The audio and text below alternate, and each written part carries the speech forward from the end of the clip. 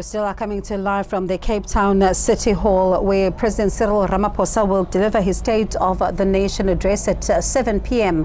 And you can see some of the designers have started arriving. They will be dressing some of those who will be walking the red carpet into the City Hall. But the State of the Nation address taking place again at the Cape Town City Hall. The old National Assembly building is still not ready. It was torched, remember, in 2022. So still not ready, as a lot of people were wondering as to what exactly is going to happen now when it comes to ensuring that that building is brought up to speed, how much of work has been done. And when you listen to the presiding officer, they speak about how much of a challenge this is in order to push through and ensure that, the MPs can then go back to the old building. But one of the key focus here tonight, when you listen to President Cyril Ramaphosa, will be an understanding as to how has the government of national unity fared, especially when it comes to addressing some of the infrastructure challenges that South Africa has had. Yes, they took over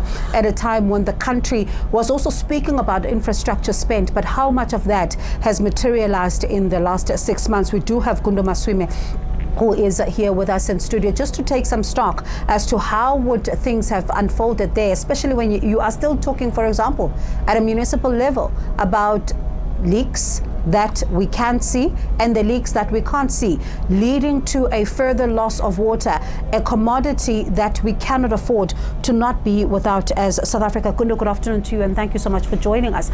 Let's just perhaps start with your brief take on the government of national unity and how you would say in the last few months they would have fared when it comes to, just dealing with some of the infrastructure issues that we've had, the low-hanging fruit, that is.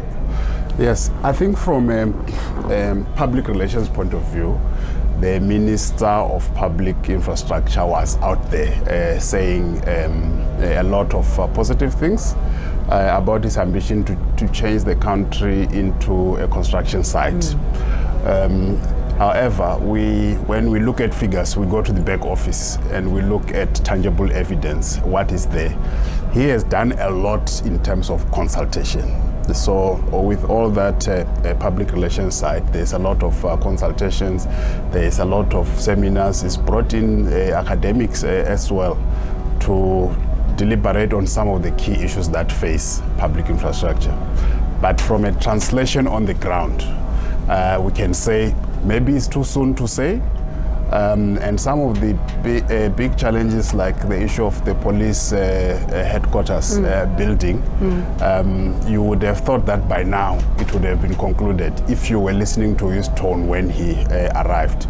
And such is the nature of public infrastructure in South Africa, that it's almost like a queue at the airport. You can see where you're going, but you must turn left, right, because of regulations. And that also explains why the Parliament building is still not completed. Let's talk about this issue of regulations, right? And I'm going to get to that Parliament building in just a moment.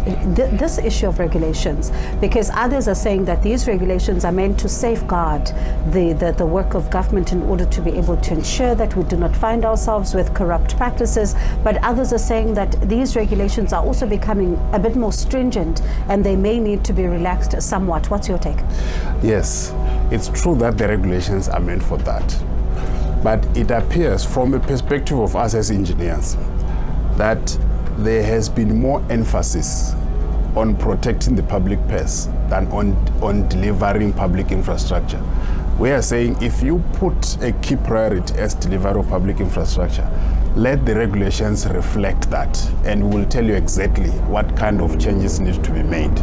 But as it is now, you read and you realize that where this legislation was written, there was an accountant, definitely, from the checks and balances. There was a legal person there, but you can tell that there was no engineer in the place, because if there was an engineering input, there are certain things that just would not have been in the regulations. So when we then look at the fact that right now a number of people would have said, but yes, there was a fire in Parliament, yes, you needed to be able to do the correct assessments and make sure that necessary paperwork gets done, but by now you should have been able to give us an indication as to when do we go back to that part of the building building, especially when it comes to events like the State of the Nation address. When you read that entire situation, is it also because of what you alluded to earlier on, just the regulations, or is there something else at play? It's mostly the regulations, but it's also how they've been interpreted as well, and how such bodies as the Auditor General would interpret the regulations. Because when they come for an audit, they are not going to listen to engineering logic. They are going to say, this is what the laws and regulations are saying, and this is how you have done it. You have omitted this aspect. So the logic of it, even where for an engineer there is complete lack of logic in the way things were supposed to be done, that does not come through. So what that has actually done is that over the last, I can say 15 years, because our legislative framework started to paint a clear picture around 15 years ago. We have lost almost 70% of all engineers that were in public service, especially in local government. So we are only left with about 200 engineers in local government, and those 200 are in City of Cape Town, in eThekwini municipality, in the City of Johannesburg, actually in the metros. In local government, if you can go and find an engineer in local government, you are very lucky. City of eThekwini, they have more engineers than Eastern Cape and Limpopo combined. And I suppose then it also speaks to the fact that some of these municipalities, and we saw a lot more focus on local government in the previous State of the Nation address as well, but also even in the opening of Parliament address, there was a big push to say that it's going to be the focus of this administration. But you then still have municipalities that are struggling to spend that infrastructure budget, because it does seem like they may not know what to do with it. But how much of it is it because of not knowing, coupled with what you've just mentioned, that they do not have these particular required skills? Yeah, if you can put me in an IT organization, I'm a civil engineer. I have not really studied IT comprehensively, and you tell me, here is 10 million rands, build this software. I may not have an idea of where to start. It's unlikely I'll spend that money. So there's a very strong correlation between the level of skills that you have and the kind of results that you are going to receive at the end of the day. So that correlation, we cannot ignore it completely. However, in cases where the engineers are there, the one engineer in one of the municipalities in the Western Cape, when we were doing data collection, said they have been counting, and they found that since 1994, because an old engineer that has worked since then, there has been 135 pieces of legislation that they are now having to comply with, something that was not there before.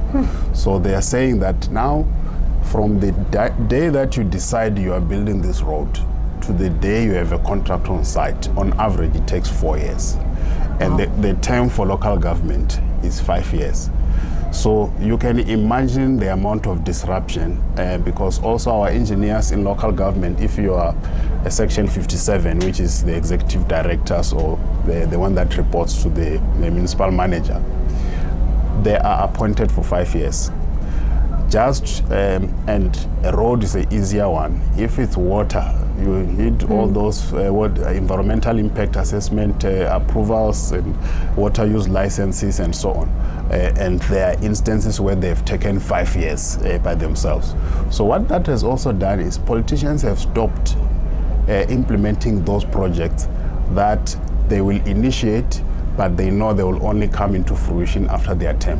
And I suppose it speaks to, when we come back, we will go to Natasha in just a moment. I suppose it speaks to the lack of continuity that we see when it comes to some of these projects. We stay with Gundo, and we'll continue, Gundo, in just a moment. As we wrap up our conversation, right, you do have quite a lot to talk about, especially when you think about, as a South African, the issue of infrastructure projects and all of that. We have been, looking at this 1.5 trillion that has been raised in order to try and do that. Transnet's plans to expand and all of those conversations. But one would then say, when you take the conversation to municipalities, yes, they may have an issue with skills, but are they choosing the right projects in order to also be able to deal with?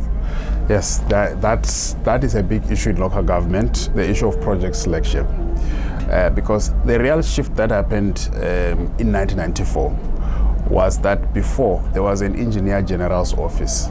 The engineer general's office had the same power as a municipal manager now, with the town clerk just doing administration. So the local government was run as an engineering unit primarily. So what changed was that we now had to incorporate the integrated development planning, which means the mayor must go and visit wards and decide what are the projects that are needed.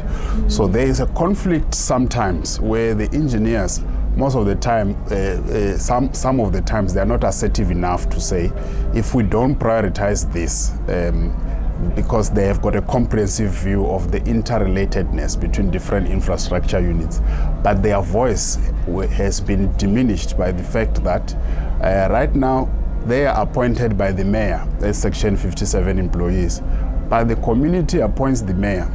So what the community wants takes precedence over what the engineer knows and believes based on expert knowledge, that this is the right order of delivering the project based on the development plans that the municipality has.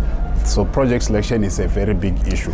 Quite a big one. Gundo, thank you so much for your time. Appreciate it. Hopefully we speak a little later on as well to look at whether or not, even when it comes to the selection at national level, does it make sense as well? That's analyst there, Gundo Maswime, talking about the issues of infrastructure and how critical of an aspect is it, especially when you look at local government, and different political parties have different expectations.